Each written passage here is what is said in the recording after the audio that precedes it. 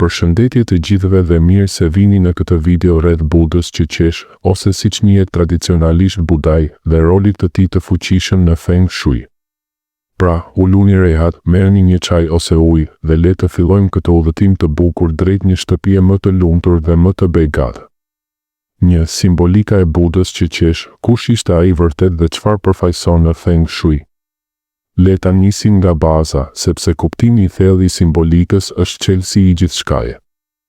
Buda që qesh nuk është Gautama Buddha, Buda i iluminizmit dhe mësimit shpirtëror, por një figurë krejt tjetër, quhet Budai, Hotei ose Putai në traditat kineze. Ai ishte një murg budist kinez që jetoi rreth shekullit të 10 i njohur për buzëqeshjen e tij të madhe, barkun e rrumbullakët dhe çantën që mbante gjithmonë mbi shpatull. Çfarë simbolizon barku i tij i madh dhe i plot? Ai përfaqëson kapacitetin e pafund për të mbajtur gëzimin, por edhe për të përqafuar dhimbjen e të tjerëve pa u rënuar. Është një bark i bollokut, jo i pangopurisë, por i bollokut të brendshëm që mund të ndajë lumturi me të gjithë pa u varfëruar kurrë. Çanta e tij, e quajtur shpesh çantë e fatit, simbolizon aftësinë për të mbledhur brengat, shqetësimet dhe energjitë negative të njerëzve që takonte, duke i shndërruar ato në diçka pozitive ose duke i larguar plotësisht. Në Feng Shui, kjo figurë sjell energji yang, energji aktive, festive, të ngritur, që nxit qarkullimin e mirë të qisë. Ai na kujton që lumturia nuk vjen nga pasuria e jashtme, por nga një zemër e hapur dhe një mendje e lehtë. Kur e vendosim në shtëpi me qëllim të pastër, ai vepron si një magnet për gëzim të papritur, harmoni familjare, miqësi të reja dhe madje oportunitete financiare që vijnë pa u menduar. Pse buzëqesh gjithmonë? Sepse ai na mëson që edhe në mes të vështirësive mund të zgjedhim gëzimin. Ky është mesazhi më i fuqishëm i tij. Lumturia është zgjedhje dhe ajo zgjedhje tërheq edhe më shumë lumturi. 2. Vendet ku absolutisht nuk duhet ta vendosni, pse këto zona e shuajnë energjinë e tij?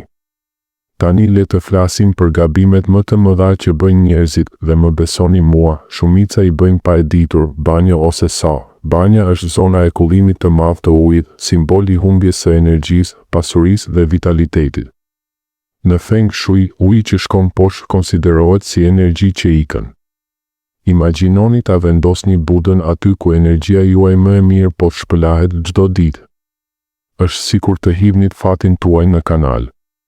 Shumë njerëz e kanë pasur aty për dekor dhe pastaj pyesin pse parat nuk qëndrojnë, pse ndihen të lodhur vazhdimisht. Largojeni menjëherë nëse e keni aty. Në shkallë ose poshtë shkallëve, shkallët krijojnë një lëvizje të fortë vertikale të energjisë, si një shtypje nga lart poshtë. Vendosja e Budës aty është si ta vini në presion të vazhdueshëm. Energjia e tij ngrihet se shtypet, gëzimi i tij bllokohet. Është një nga vendet më të këqija sepse e kthen simbolin e lirisë dhe bollokut në diçka të rënduar dhe të penguar. Dhoma e gjumit, këtu është një arsye e fortë pse jo. Dhoma e gjumit duhet të jetë e qetë, e errët, relaksuese për rigjenerim. Buda që qesh sjell energji yang, aktive, gazmore, festive. Nëse e keni aty, mund të vini re që flini më keq, zgjoheni të trazuar ose keni mendime të shumta natën. Është sikur të keni një festë të vogël brenda dhomës ku trupi juaj duhet të pushojë thellë. Lëreni për dhomën e ndenjes ose hyrjen. Këto 3 vende janë tabu të mëdha, respektojini dhe do të shihni ndryshim menjëherë. 3. Vendet ideale për të tërhequr fat, lumturi dhe bollëk, le t'i zgjedhim bashkë. Këtu fillon pjesa më e bukur, vendet ku Buda që qesh shkëlqen vërtet. Përballë derës kryesore ose diagonalisht përballë saj. Ky është pozicioni universal më i fuqishëm. Ai qëndron si një mik i madh që pret çdo njeri që hyn, duke shndërruar energjinë negative që vjen nga jashtë në bekime pozitive. Vendoseni në një tavolinë të ulët ose raft rreth 80-120 cm lartësi, jo në dysheme kurrë, duke e kthyer drejt derës ose pak brenda. Kështu ai thith energjinë e mirë dhe e shpërndan në të gjithë shtëpinë. Shumë njerëz raportojnë që pas vendosjes aty, fillojnë të kenë vizita të këndshme, lajme të mira dhe ndjesinë që shtëpia merr frymë më lehtë. Dhoma e ndenjes ose salloni kryesor. Kjo është zona e familjes, e miqve, e bisedave të ngrohta. Buda këtu forcon lidhjet emocionale, krijon atmosferë gëzimi dhe bën që njerëzit të ndihen të mirëpritur. Vendoseni në një raft të lartë, në qendër ose në anën e majtë kur hyni, ana e dragojt në Feng Shui. Do të vini re që grindjet familjare ulen, bisedat bëhen më të ëmbla dhe shtëpia ndihet më e gjallë. Këndi juglindor, këndi i pasurisë, sipas hartës bagua të Feng Shuit, juglindja është sektori i prosperitetit dhe bollokut financiar. Vendosja e Budës që qesh këtu duke e kthyer drejt qendrës së dhomës ose drejt hyrjes, ndihmon në aktivizimin e rrjedhës së parave, hapjes së mundësive të reja pune dhe rritjes së të ardhurave të papritura.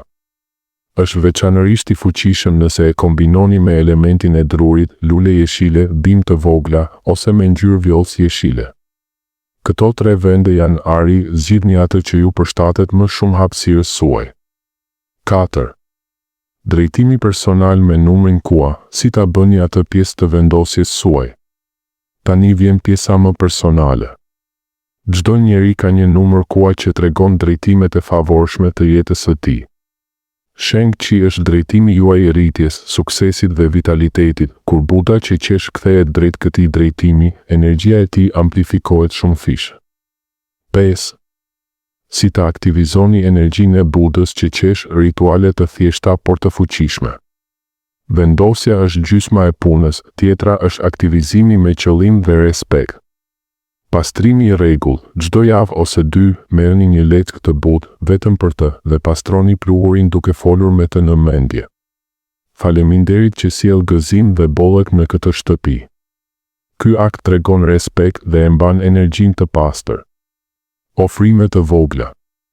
Vendosni pranë tij një vazo me lule të freskëta, sidomos lulet e verdha ose portokalli, një tas të vogël me ujë të pastër që e ndërroni çdo ditë, ose ndisni një qiri të vogël duke thënë një falënderim të thjeshtë. Përshëndetje ditore, në mëngjes kur kaloni pranë, thoni me zë ose në mendje, mirëmëngjes, Buda i gëzimit. Faleminderit për lumturinë dhe bollëkun që sjell sot. Ky komunikim krijon një lidhje personale dhe e bën energjinë të rrjedhë më fort. 6. Shenjat që po funksionon. Çfarë mund të prisni të vini re? Kur vendosja është e saktë dhe qëllimi i pastër, shenjat shfaqen gradualisht por qartë.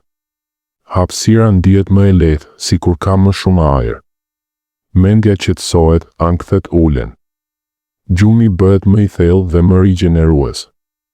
Mund të vinë para të papritura, pagesa e vonuar, dhuratë, mundësi pune. Marrëdhëniet familjare dhe shoqërore bëhen më harmonike. Njerëzit thonë sa bukur ndihet shtëpia jote kohët e fundit. Këto nuk janë rastësi, janë rrjedhja e energjisë që po punon. Mesazhi përfundimtar, çfarë ka vërtet rëndësi? Nuk ka rëndësi nëse Buda juaj është prej druri, bronzi, qelçi apo plastik e lirë. Çmimi nuk vendos forcën. Ajo që ka rëndësi është qëllimi juaj i pastër, respekti që tregoni ndaj figurës dhe hapësirës ku jetoni.